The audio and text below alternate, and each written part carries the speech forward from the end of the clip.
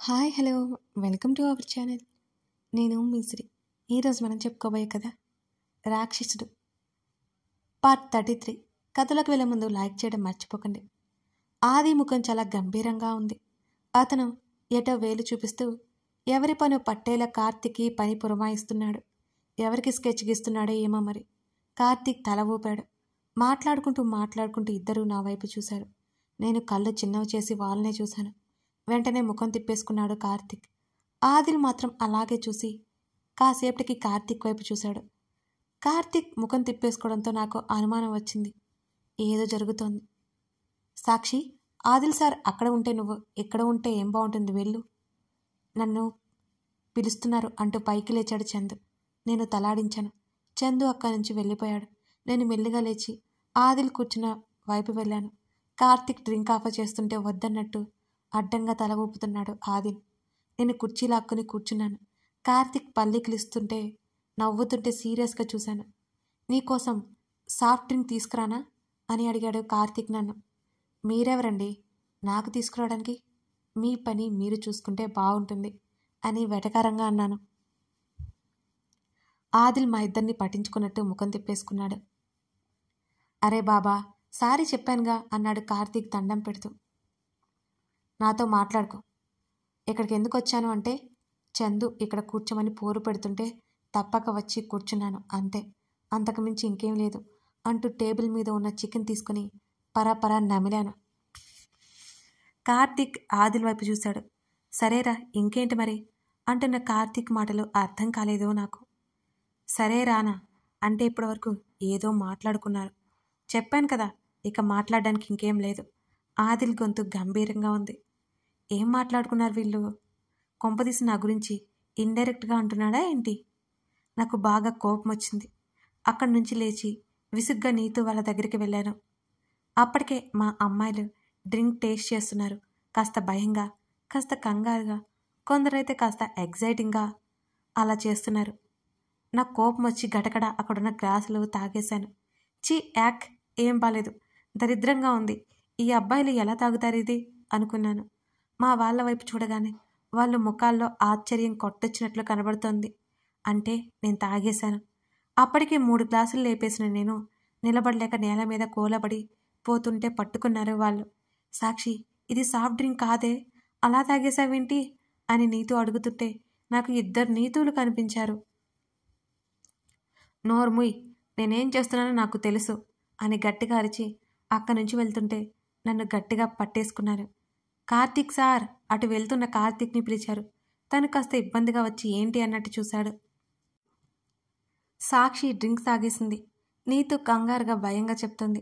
Karthik shock అయ్యి కళ్ళు నోరు తెరుచుకున్నాడు. ఇతనికి చెప్తే నాకేమైనా భయమా, వదలండి అని అరిచాను గట్టిగా. నేను ఆదిని తీసుకొస్తాను, పట్టుకోండి అని కార్తీక్ వెళ్తుంటే అతడి చొక్కా పట్టుకున్నాను.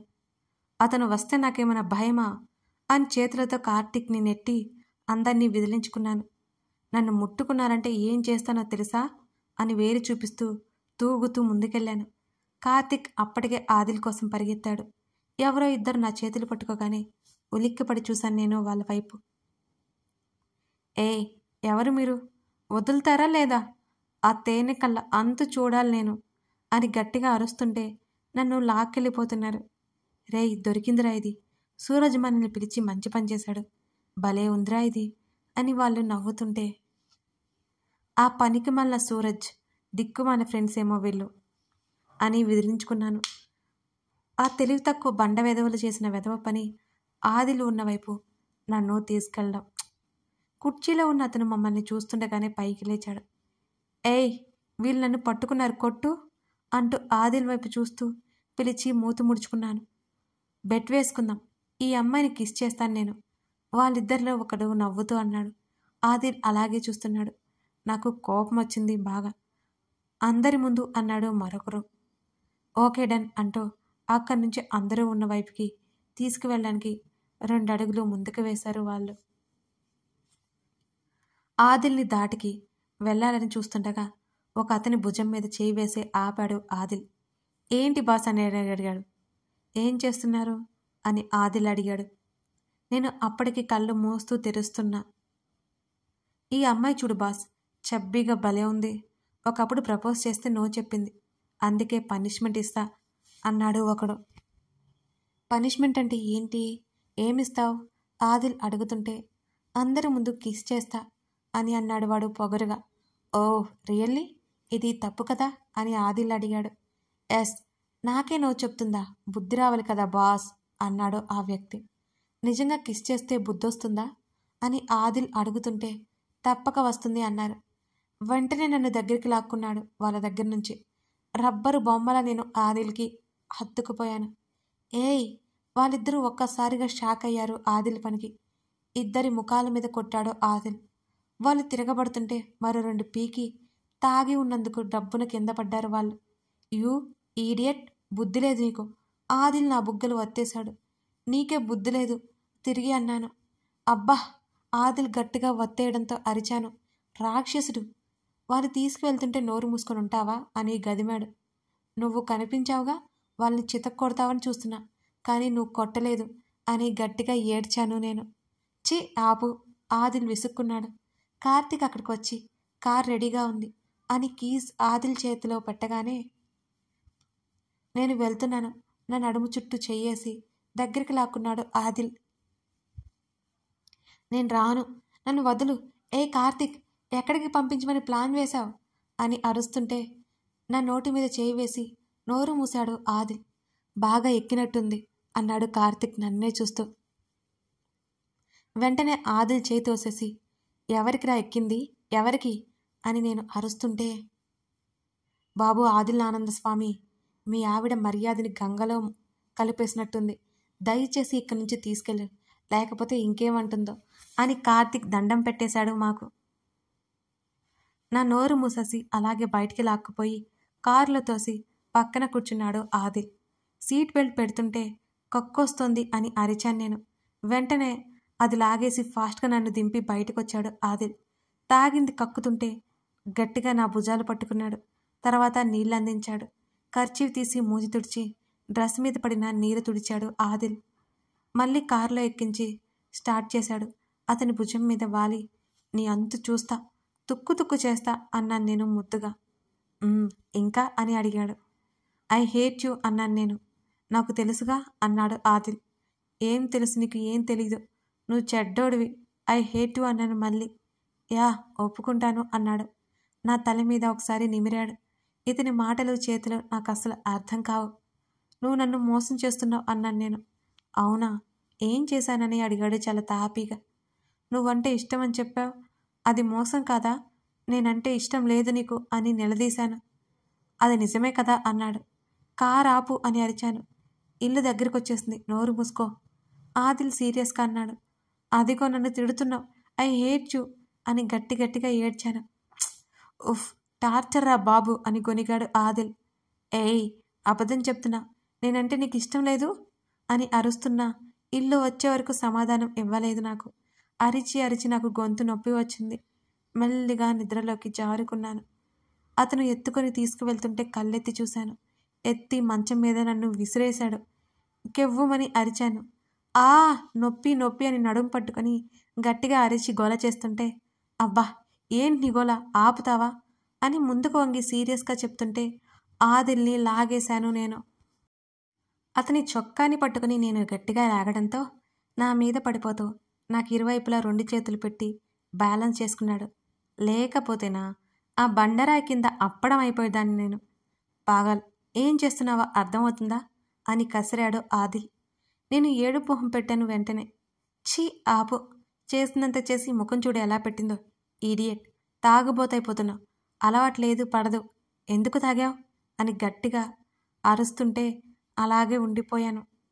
నేను ఏడ్చేశాను గట్టిగా. బాబోయ్, మళ్ళీ మొదలుపెట్టిందిరా అంటూ నా నుంచి దూరం జరిగి ఎదురుగా కూర్చున్నాడు ఆదిల్. నువ్వు నన్ను మోసం చేస్తున్నావు, తాడో పేడో తేల్చుకోవాలి కదా అంటూ లేచి నా డ్రెస్ చేతులు మడిచాను. యుద్ధానికి సిద్ధమైపోయి. తింగరతనం తప్పితే ఇంకేముంది? తిక్కగా మాట్లాడడం, దానిలా బిహేవ్ చేయడం. అక్కడ అందరూ ఉన్నారని సెన్స్ కూడా లేదు నీకు. అసలు నీకు పడినప్పుడు ఎందుకు తాగావు అని మరోసారి గద్దించాడు ఆదిల్. కోప్పడుకు, నాకు నచ్చదు అని ఉక్రోషంగా చూసి, నీకు అందరికంటే ఎక్కువ ఎవరి ఇష్టం చెప్పు అని అడిగాను నేను. ఎందుకు నీకు మహా అద్భుతమైన డౌట్ వచ్చింది? తన స్వరంలో వెటకారం. గుర్తుపట్టలేని స్థితిలో ఉన్నాను కదా, పెద్దగా నేను పట్టించుకోలేదు. చెప్పు అని అడిగాను. చెప్పినా వేస్ట్, రేపొద్దునకి అన్నీ మర్చిపోతావు అంటూ నా బుర్ర మీద ఒక్కటేశాడు ఆదిల్. ఏయ్, నాకు తల మీద కొడితే పిచ్చి కోపం. మా అమ్మ కూడా నన్ను ఇంతవరకు కొట్టలేదు అని వేలు చూపించాను ఆదిల్కి. అంతవరకు కొరికి పడేస్తా దించు. తను సీరియస్గా చూడడంతో వేలు వెనక్కి మడుచుకున్నాను. చెప్పు మరి. తనకెదురుగా మోకాళ్ళ మీద కూర్చున్నాను. ఆయన తనంత ఎత్తు కూడా లేను నేను. మా అమ్మి మా డాడీ అన్నాడు. ఆ తర్వాత అని అడిగాను. అతను చెప్పకముందే నాకు తెలుసు ప్రజ్ఞ కదా అని వెంటనే అన్నాను. నన్ను నుదుటి మీద అరచేత్తో పొడవడంతో వెనక్కి పడ్డాను. కోపంగా నుదురు రుద్దుకుంటూ అతని వైపు చూశాను. మళ్ళీ లేచి కూర్చొని, నిజమేగా చెప్తున్నాను, ఎందుకు కొడుతున్నావు? నన్ను కొట్టకని చెప్పానా అని కోపంగా అరిచాను. నీ ఊహలుంటాయి చూడు, చాలా ఘోరంగా ఉంటాయి అంటూ ఉరిమి చూశాడు. ఏం కాదు, నువ్వు అలా ఉన్నావు, నేను అందుకే అలా ఊహించుకున్నా అని పొగరుగా బదులిచ్చాను. ఉఫ్, ఏంటి నాకు ఈ గోల, బుద్ధిగా పడుకో అని అన్నాడు. నువ్వు ఇంకా చెప్పలేదు నాకు. నువ్వే ఇష్టం, ఇష్టం అనే కంటే ఇంకా ఎక్కువే. నా మెడవంపులో చేతిని పోనిచ్చి చెంప మీద బొటన వేలితో నిమురుతూ అన్నాడు. నిజమా? కళ్ళు టప్టప్లాడిస్తూ చూశాను నేను. నువ్వు నమ్మలేని నిజం. చిన్నగా నవ్వాడు. కారం తిన్న కాకిలా ఎప్పుడు అని మూతి ముడుచుకుని, నవ్వొచ్చు కదా అన్నాను తలా పక్కకు వంచి తననే చూస్తూ. నువ్వే నా లైఫ్లో ఉండట్లేదు, ఇక నవ్వు ఎలా వస్తుంది పాగల్ అన్నాడు ఆదిల్. ఆ మాటల్లో లోతు నాకు అర్థం కాలేదు మరి అప్పుడు. నువ్వు నన్ను మోసం చేశావు, లేకపోతే నువ్వంటే నాకు చాలా ఇష్టం కదా అనగానే తన తేనె కళ్ళు చాలా చిన్నవైనాయి. నేనేం చేశానా రాక్షసి అని అడిగాడు ఆదిల్. ఐ హేట్ యూ అని ఏడ్చేశాను. అబ్బా, మళ్ళీ మొదటి రాకు, ఏడవకు గాని నేనంటే ఇష్టమే అన్నావు కదా, ఎలా, ఎప్పుడు అని ఆతృతగా అడిగాడు ఆదిల్. నువ్వు నాకు నచ్చొద్దు అని కళ్ళు తుడుచుకుంటూ చెప్పాను. అలాగే నచ్చను కానీ ఎప్పుడు నచ్చానో చెప్పు. తన 2 చేతులు నా చెంపల మీదకి పోనిచ్చి నెమ్మదిగా అడిగాడు. చూడ్డానికి బాగుంటావు కదా, నువ్వు ఎవరికి నచ్చో చెప్పు. అలా కాదే రాక్షసి, ఇష్టం కలగాలి, ప్రేమ కలగాలి, ప్లీజ్ చెప్పు అని అతను అడుగుతుంటే, నువ్వు బాగుంటావుగా, ఎప్పుడో నచ్చిపోయావు కానీ కానీ ఇప్పుడు నచ్చుతున్నావు, నాకు భయం వేస్తుంది, నువ్వు నాకు నచ్చొద్దు అని అతని చొక్కా కాలర్ పట్టుకుని ఊపేశాను. నచ్చొద్దంటే నా చేతుల్లో ఉందా? ఎందుకో ఆదిల్ నవ్వుతున్నాడు. అవును, నచ్చకు నాకు, నువ్వు వద్దు నాకు, నన్ను బలవంతంగా పెళ్లి చేసుకున్నావు అని అన్నాను. ఆ ఒక్క రీజన్ పక్కన పెట్టేవే రాక్షసి, ఇంకేమైనా కంప్లైంట్స్ ఉన్నాయా అని అడిగాడు. అలాగే 2 చేతుల మధ్య నా ముఖాన్ని ఉంచి. నిజం చెప్పు, ప్రజ్ఞకి నీకు అమ్మహ అయిపోయింది కదూ వేలు చూపిస్తూ అనుమానంగా అడిగాను. బాబాయ్, మళ్ళీ మొదలుకొచ్చింది ఇది. నిజంగా నిజం, మా ఇద్దరి మధ్య ఫిజికల్ రిలేషన్ లేదు అని నిట్టూర్చాడు ఆదిల్. లేదు, అబద్ధం. నువ్వు తనని ముద్దు పెట్టుకున్నావు, నా కళ్ళ ముందే హగ్ చేసుకున్నావు కూడా. మొన్న కూడా ముద్దు పెట్టింది ప్రజ్ఞ నీకు, నువ్వు అంతే ముద్దు పెట్టావు. ఇది అబద్ధం అంటే ఒప్పుకోను. తన ఇంటికి వచ్చి మరీ నీకు ముద్దు పెట్టింది అన్నాను కనుబొమ్మలు మడిచి తననే చూస్తూ. నువ్వు చూసిన మొదటి రోజంటే ప్రజ్ఞ నచ్చింది, తను నా దగ్గరికి వచ్చింది. నేను అబ్బాయిని, కోరి వచ్చిన అమ్మాయిని వద్దు అననా? టెంప్ట్ అయ్యి ముద్దు పెట్టుకున్నా, ఇంకా చాలా దూరమే వెళ్ళేవాణ్ణి అని అంటుండగానే అతని మూతి మీద ఒక్కట కొట్టేశాను. కళ్ళు వెడల్పు చేసి చూశాడు నన్ను. చిచి, ఆ దరిద్రం నాకు చెప్పకు అని అరిచాను. చెప్తే నీకేమైంది తిరిగి ప్రశ్నించాడు ఆదిల్. ఒళ్ళు మనసుంది నాకు. చిచ్చి దుర్మార్గుడా, ఎప్పుడైనా నిన్ను కిస్ చేస్తే నాకు అదే గుర్తుకొస్తుంది అని అరిచాను. ఎందుకు గుర్తొస్తుంది అని? ఏంటి, నన్ను కిస్ చేస్తేనా అని ఆగిపోయాడు టక్కున. నాకు కోపం వస్తుంది అంటూ అతని చేతిని విసిరికొట్టాను. ఏది సరిగ్గా చెప్పవు, నువ్వు ఇలా టాస్క్లు ఇవ్వకే బాబు, ఇప్పుడిప్పుడే ఏదో ఆశ కలుగుతోంది అన్నాడు ఆదిల్. నువ్వు నాకు నచ్చుతున్నావు, ఇక్కడ నచ్చుతున్నావు. తన చేతిని నా హృదయం మీద పెట్టుకొని చూపించాను ఆదిల్కి. బేలగా ముఖం పెట్టి పెదవి విరిచి తన వైపే చూశాను. తన కళ్ళల్లో మెరుపు. నిజంగానా అని అడిగాడు. కానీ నువ్వంటే నాకు చాలా కోపం ఉంది అంటూ అతని చేతిని విసిరికొట్టాను. వెంటనే నచ్చుతున్నాను అంటావు, అంతలోనే కోపం అంటావు అని విసుక్కున్నాడు ఆదిల్. అతని చేతిని నా తల మీద పెట్టుకుని, నిజం చెప్పు, నువ్వు వదలవు కదా నన్ను అని బెంగగా తన కళ్ళల్లోకి చూశాను. దగ్గరకొస్తావు, అంతలోనే పారిపోదా, నేనేం అర్థం చేసుకోవాలి నిన్ను అన్నాడు అలాగే నన్నే చూస్తూ ఆదిల్. మా మమ్మీలాగా ఒంటరిగా నేను బ్రతకలేను. ప్లీజ్ నన్ను ప్రేమగా చూసుకుంటూ, నన్ను బోల్డ్ ప్రేమిస్తూ నన్ను భరించాలి. అలాంటి వాడివి నువ్వు అవుతావా అని అడిగేశాను. నాకంటే ముందే చచ్చిపోకూడదు, నా తర్వాతనే, అర్థమైందా? వేలు చూపిస్తూ అడిగాను. నా భుజాలు పట్టుకుని కాస్త కడుపులో పడగానే ఎంత కక్కేశావే, ఇన్ని రోజులు ఎంత నాటకం ఆడావు అంటూ దగ్గరికి లాక్కున్నాడు ఆదిల్ నన్ను. నిజంగానే నువ్వంటే నాకు కోపం అని అంటుండగా అతని ముఖాన్ని ముందుకు తేగానే నా నోటిలో మాట ఆగిపోయింది. చెప్పు, నీ నిర్ణయం చెప్పు. ఒక్కసారి నా చేయి పట్టుకున్నావు అంటే నువ్వు వదలమన్నా వదలను అని నా కళ్ళల్లోకి చూశాడు ఆదిల్. అతని ఊపిరి నా ముఖమంతా మెల్లిమెల్లిగా పరుచుకుంటోంది. నా శరీరం వెచ్చబడింది. ఏమో నాకేం తెలీదు, నువ్వు చెడ్డోడు, మంచోడివి, నాకేం తెలియట్లేదు అని అన్నాను. ఈ తిక్కతో నన్ను నచ్చేస్తున్నావే, నాకు నువ్వు కావాలి, నేను నీకు కావాలో వద్దో ఆలోచించుకో అన్నాడు అదే చూపుతో ఆదిల్.